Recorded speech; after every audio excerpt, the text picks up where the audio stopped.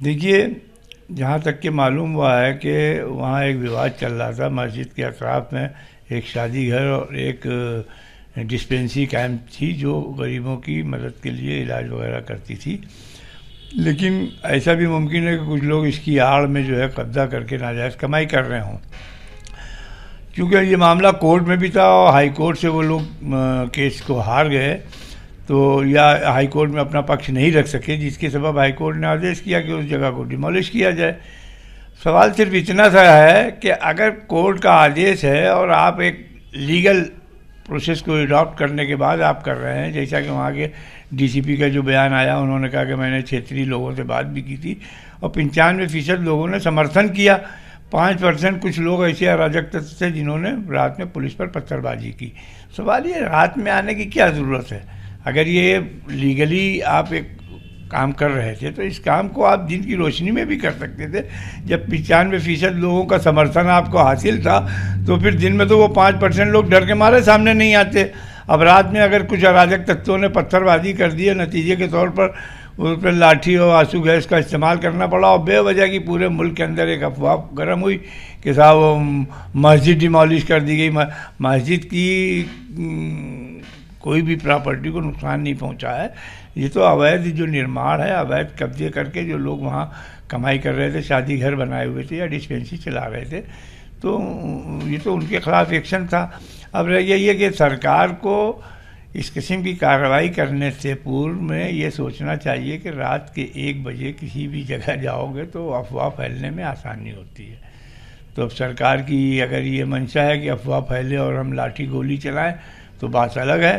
ویسے سرکار کو دن کے اجالے میں یہ کام کرنا چاہیے. دیش میں ایم سی ڈی ہو یا اربن منسٹری ہو یا پی ڈبلیو ڈی ہو، جو بھی ہمارے گورنمنٹ کے اتھارٹیز ہیں، ان کو انکروچمنٹ کو دور کرنے کی کوشش تو کرنا چاہیے، لیکن انکروچمنٹ کے دور کرنے کے سلسلے میں جو دوسری پارٹی ہے، اس پارٹی کے پاس بھی کچھ پیپرز ہیں.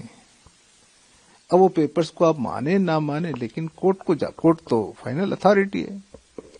تو یہ جو فیض الہی مسجد ہے، یہ مسجد کے اطراف میں مسلمانوں کا کہنا یہ ہے کہ وہ وقف کی زمین ہے اور وہاں انہوں نے قرآن پڑھنے کے کمرے، وضو خانے، ڈسپنسری، شادی بیاہ کے انتظام، یہ سب چیزیں مسجد سے جوڑ کر بنائی ہیں. ان کا یہ کہنا ہے کہ یہ مسجد کی زمین پر ہے. اب دیکھیے کہ مسجد کے ساتھ نماز پڑھنے کے لیے وضو اور دیگر سہولتیں ہونا ضروری ہے. اب اتھارٹیز کا اور ان کے درمیان میں یہ جھگڑا ہے. اتھارٹیز یہ کہتی ہیں کہ یہ زمین مسجد کی نہیں ہے، یہ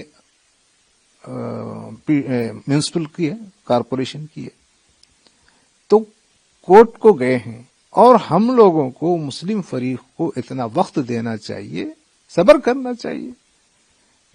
کوئی جو دوسرا کوئی آدمی نہیں ہے نا، اتھارٹیز بھی ہیں، اور اتھارٹیز کس کی ہیں؟ ہماری ہی اتھارٹیز ہیں. میونسپل کارپوریشن بھی تو ہماری ہی ہے اور وہاں جو مسجد ہے وہ بھی ہماری ہی ہے.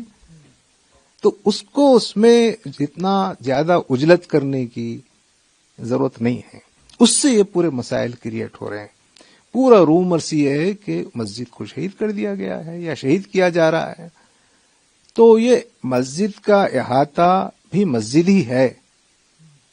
تو یہ ایک بہت اتھارٹیز کی طرف سے صبر کرنا چاہیے اور مسلم فریق کو عدالت جانے اور عدالت سے پوری بات سن کے وہاں سے جو بھی آرڈرز آتے اس کا انتظار کرنا چاہیے. اس کے بغیر یہ کارروائی کی گئی ہے.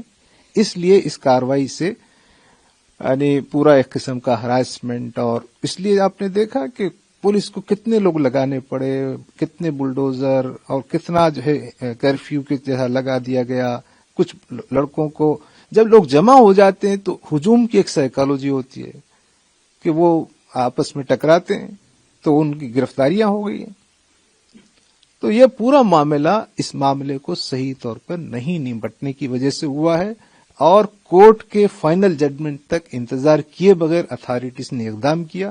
یہ ایک بہت غلط بات ہے. मुल्क में जो हालात है वो इन सब के बीच इस प्रकार की जो घटना घटती है उससे तल्खियां जो है वो और बढ़ेंगी आपको लगता है? बिल्कुल, ये बात सही है। देखिए कि पूरी बातों को, अथॉरिटीज को, गवर्नमेंट को, पूरे जो जनता रहती है उसकी मोहब्बत और उसका कॉन्फिडेंस और उन सब की हिफाजत सामने रखना चाहिए। यानी एनक्रोचमेंट लैंड का हुआ 50 साल से चल रहा है, वो आज का नहीं है।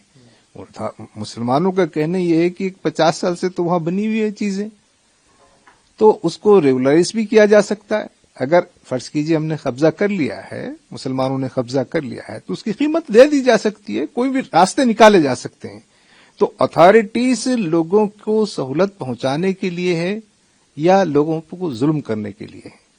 अगर एनक्रोचमेंट है तो एनक्रोचमेंट को तो हटाया जा सकता है लीगली, लेकिन उस लीगली हटाने से पहले भी बातचीत के दरवाजे खुले हैं, समझाया जा सकता है और कोर्ट के फैसले का इंतजार किया जा सकता है। देश भर में अब माहौल ये बना हुआ है कि लोग ये समझ रहे हैं कि ये लोग कब्रिस्तानों को मिटा रहे हैं, मस्जिदों को मिटा रहे हैं, मदारिस को मिटा रहे हैं।